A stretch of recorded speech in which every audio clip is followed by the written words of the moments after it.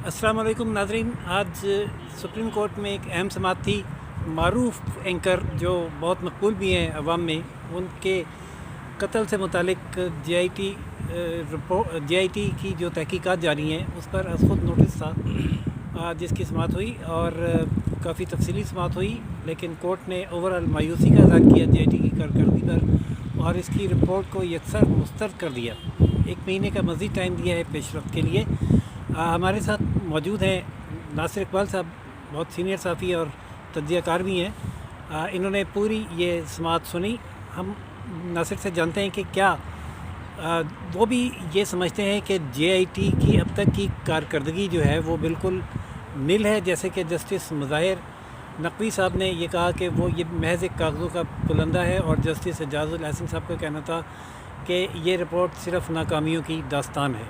क्या समझते हैं नासिर साहब, क्या JIT इस केस को ख़राब करने जा रही है या कोई किसी कंक्लूजन पर पहुंच भी सकती है? शुक्रिया। मैं ये तो नहीं कहूँगा कि वो ख़राब करने जा रही है। बेसिकली JIT वाले यही कह रहे हैं कि हमारे म्यूचुअल लीगल असिस्टेंस के बावजूद जो हमने लेटर लिखा था, हमें वो उस तरह की कॉपरेशन नहीं मिल रही, क्योंकि कोई एविडेंस कलेक्ट नहीं किया गया। क्योंकि आपको याद है कि अरशद शरीफ शहीद के पास लैपटॉप भी था, उनका मोबाइल फ़ोन था, उसमें उसका यकीनन डाटा होगा।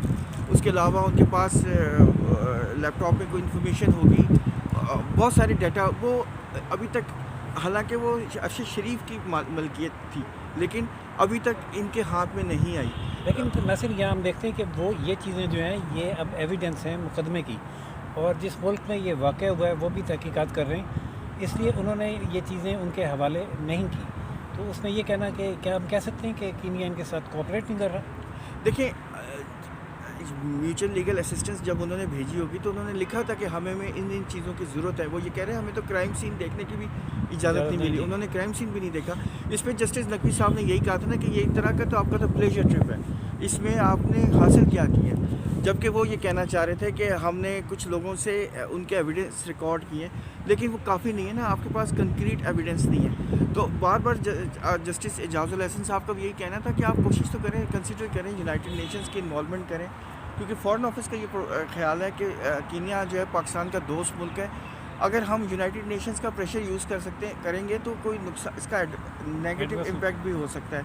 तो हमें ये बहुत सोच समझ के इक़दाम है। तो चीफ जस्टिस आखिर में यही कहा कि कंसिडर करें, कोई ऑप्शन ढूंढें, कोई वे आउट निकालें, और जर्नलिस्ट कम्युनिटी को भी कहा कि जिस आप भी अपना प्रेशर इस्तेमाल करें, लेटर्स लिखें, ताकि इंटरनेशनल कम्युनिटी का भी प्रेशर आए। चीफ जस्टिस ने जो 2-3 इकदाम सजेस्ट किए हैं, वो एक तो ये कि वहाँ पे लॉयर्स हायर करें, उनकी अदालतों से रजू करें, और जो सहाफ़ी हैं उनका प्रेशर इस्तेमाल करें। जैसे उन्होंने एग्जांपल दी कि CNN के एक साथी के केस पे इंटरनेशनल प्रेशर की वजह से इसराइल को कोऑपरेट करना पड़ा था।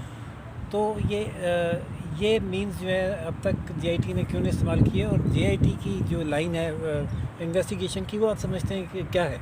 देखिए, उसमें देखिए आज जस्टिस एजाज़ुल एहसन साहब ने भी इस तरफ इशारा किया था कि लोग डर गए हैं।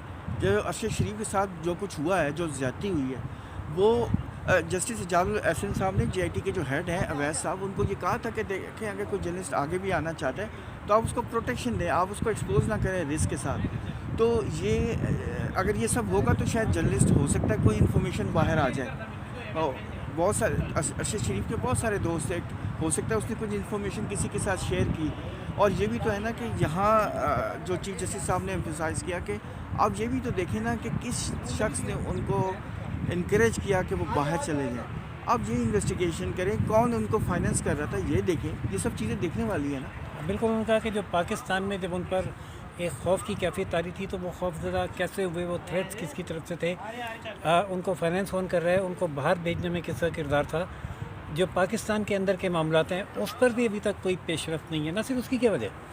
देखें, यही तो अब इन्वेस्टिगेशन करनी है कि क्या वजह है, कोई कहीं से इन्फ्लुएंस किया जा रहा है इस इन्वेस्टिगेशन का, क्योंकि फैमिली जो है अरशद शरीफ की, वो तो सेटिस्फाई नहीं है। और ये चीफ जस्टिस साहब ने भी बार बार कहा, जस्टिस नकवी साहब ने भी कहा कि आप जो मर्ज़ी कर लें, वो तो सेटिस्फाई नहीं होंगे जब तक आप कोई कंक्रीट चीज़ लेके नहीं आएंगे।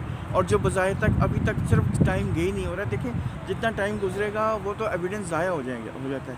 क्राइम सीन अभी तक आपने विज़िट नहीं किया, तो अब तो वो हर चीज़ बदल चुकी है। तो अब मुझे तो नहीं मालूम। फिर दूसरा चीफ जस्टिस साहब ने ये भी कहा कि बहुत सारे लोग छुप भी गए हैं। ابھی تک وقار وہ جو 2 بھائی ہیں خرم اور وقار ان کی دوبارہ ایکسیس نہیں ملی انہیں. تو یہ چیزیں بہت اہمیت کی حامل ہیں, ان کو دیکھنا پڑے گا جے آئی ٹی کو. اب وہ چیف جسٹس صاحب بار بار یہی کہہ رہے تھے کہ آپ پریپیئر ہو کے جائیں, ان کے لاز اور ہمارے لاز ایک جیسے ہیں. آپ کو معلوم ہونا چاہیے کہ ان کے لاز میں کیا چیز ہے, ہمارے لاز میں کیا چیز ہے, اور آپ اس سے کس طرح فائدہ اٹھا سکتے ہیں. جی, لیکن ساتھ ہی چیف جسٹس نے مثال بھی دی کہ پاکستان میں جب کسی فارنر کا کیس کسی کورٹ میں پھنستا ہے تو ان کی متعلقہ ایمبیسی ہمیں سپریم کورٹ کو ڈائریکٹ خط لکھتی ہے اور ہم اس کے ساتھ کوآپریٹ کرتے ہیں. یہ کوئی ایسی بات نہیں ہے. یہ اشارہ دیا چیف جسٹس نے ان کو کہ وہ بھی اس قسم کا کوئی چینل استعمال کریں. لیکن معاملہ ہے کینیا کی حکومت کا جو تعاون کرنے میں ریلکٹنٹ ہے. جو جے آئی ٹی کی رپورٹ کا یہ والا پورشن ہے کہ باہر جا کے تحقیق کرنی ہے, اس میں تو ابھی تک کوئی پیش رفت نظر آنے کا امکان نہیں ہے, کیونکہ فارن آفس نے بھی وقت کا تعین دینے سے انکار کیا ہے. وہ یہ اس انکار کی کیا وجہ ہے سر؟ نہیں دیکھیں, وہ ان کا یہی کہنا ہے, یہ فوراً اب وہ یہ کہہ رہے ہیں کہ پرائم منسٹر نے ان کو ریکویسٹ بھیجی تھی جنوری میں کہ وہ ان سے کہ پریزیڈنٹ سے بات کرنا چاہتے ہیں ان دونوں سانے کے اوپر. وہ بات ابھی تک نہیں ہو سکی. تو کہتے ہیں میں کوئی آپ کو اس لیے ٹائم نہیں دے سکتا کہ یہ ڈپلومیٹک جو چینلز ہوتے ہیں یہ بہت سلو ہوتے ہیں, اس میں فوراً آپ کو ڈائریکشن نہیں ملتی, فوراً کوئی اجازت نہیں ملتی.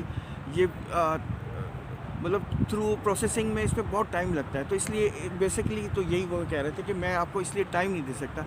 تو اس وقت سے چیف جسٹس صاحب نے یہی کہا کہ آپ ایسا کریں کہ آپ مین وائل 2 ہفتوں میں رپورٹ دیں اور ایک مہینے کے لیے ہم کرتے ہیں. اگر اس میں کوئی مطلب کوئی اگر پازیٹیو ڈیولپمنٹ ہوتی تو ہمیں بتاتے رہیں, رپورٹس دیتے رہیں. یہی ہے. بہت شکریہ ناصر. ناظرین, اس میں جب سماعت یہ شروع ہوئی تھی تو اس وقت ہی ہمارا یہ خیال تھا کہ اس ملک میں اس سے پہلے بھی بہت بڑے واقعات ہو چکے ہیں. سب سے حالیہ واقعہ تو محترمہ بے نظیر بھٹو کا ہی ہے, اور اس سے پہلے لیاقت علی خان کے شہادت کی مثال بھی ہمارے سامنے. بے شمار واقعات ہیں, کس کا نام لوں, کسی کا بھی اب تک کوئی نتیجہ برآمد نہیں ہو سکا. اس میں تو پھر 2 ممالک کے معاملہ ہے انوالومنٹ کا. امید کوئی نظر نہیں آتی کہ یہ کیس کسی منطقی انجام تک پہنچ پائے گا, کیونکہ جو انویسٹیگیشن ملک کے اندر کے حوالے سے ہونی تھی کہ ملک کے اندر وہ کس نے ایف آئی آر درج کروائی, کس نے دھمکیاں دیں, کس نے باہر بھجوایا, کون فائنانس کرتا رہا ہے, کس کے کہنے میں ارشد شریف تھے, یہ تمام انویسٹیگیشنز بھی اب تک نہیں ہو سکی ہیں.